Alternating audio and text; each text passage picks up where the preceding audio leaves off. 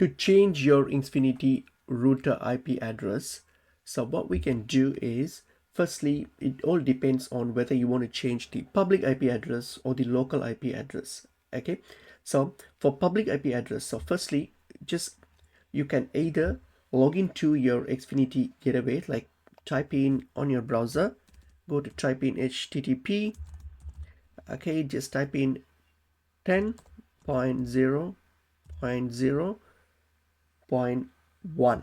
So in your browser, just type this in http semicolon double slash 10.0.0.1. So this is your this will log into your gateway. So once you do that, you're going to go and just log in to your gateway. So use your default username and password, and then go to gateway and then connections, and from there you can see there is this WAN or other IP network details here. So you can look for release IP or renew IP, and then this click on release and then renew it. That's for public IP address. But if your local IP address, then click on this local IP address here. So just click on it, and from there you can change it. So you can change that address here.